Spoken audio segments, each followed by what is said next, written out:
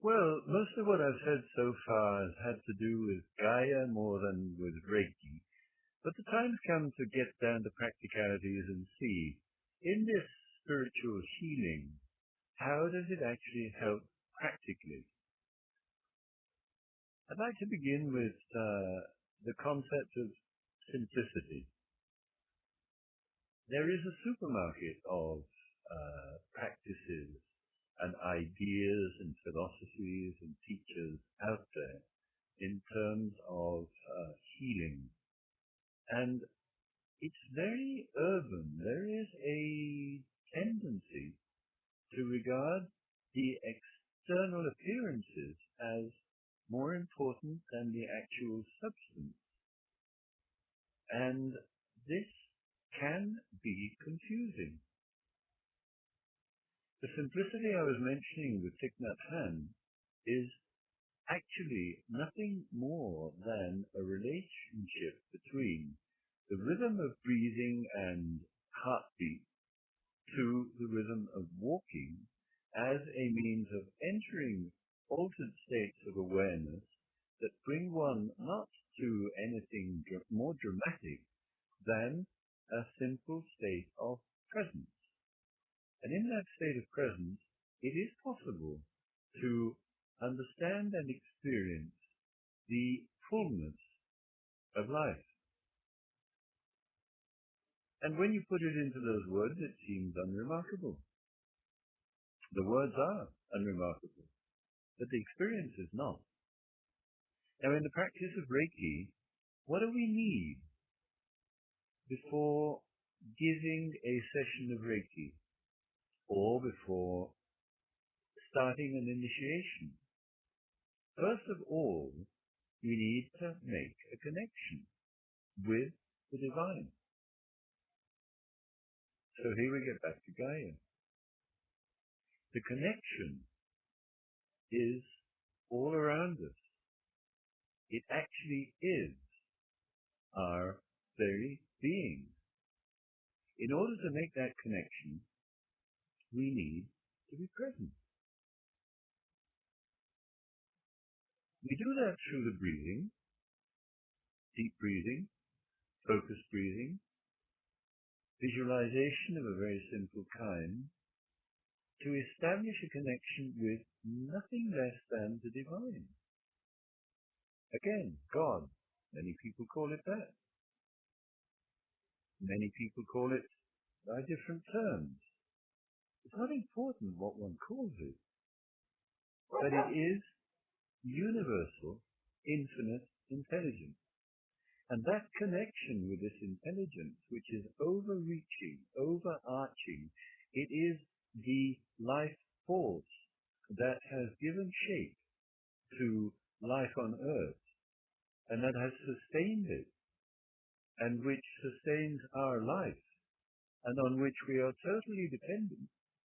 That is our first connection.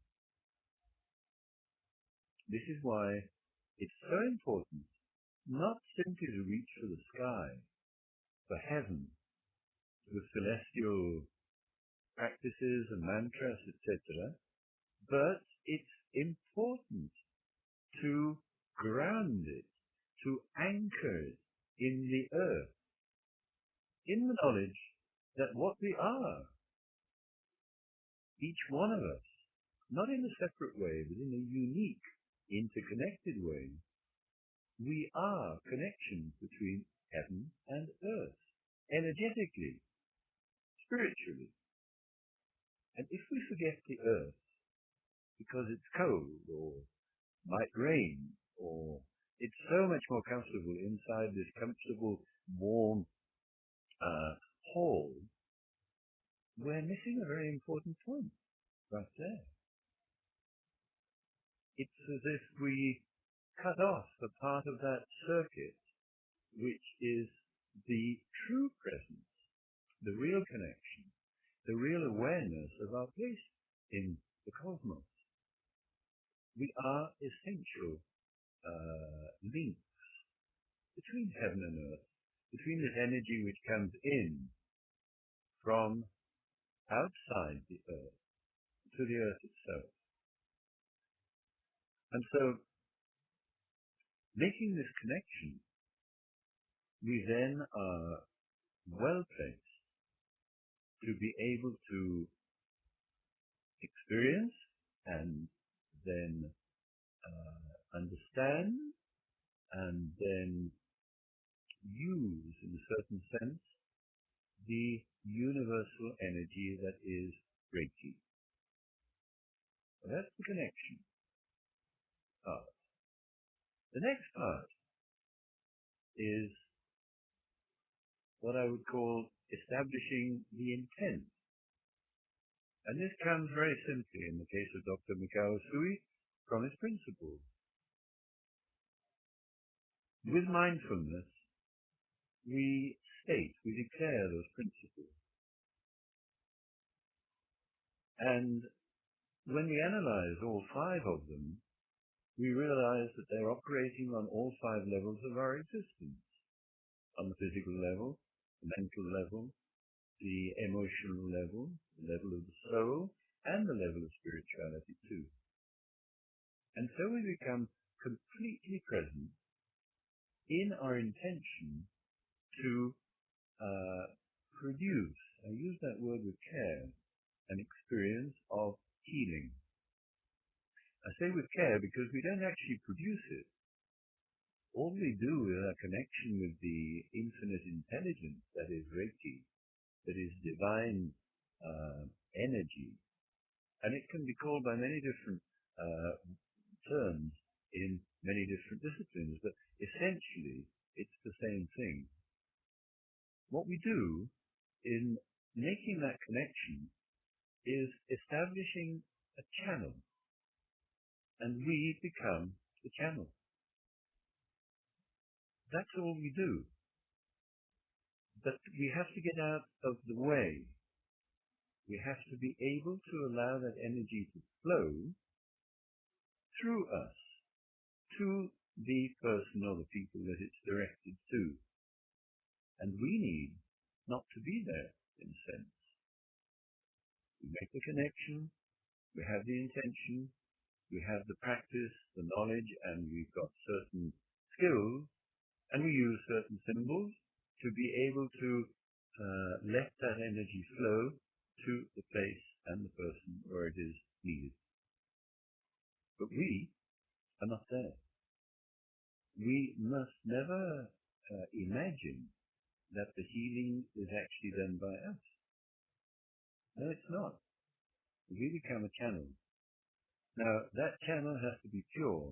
It has to be equanimous. It has to be free of ego.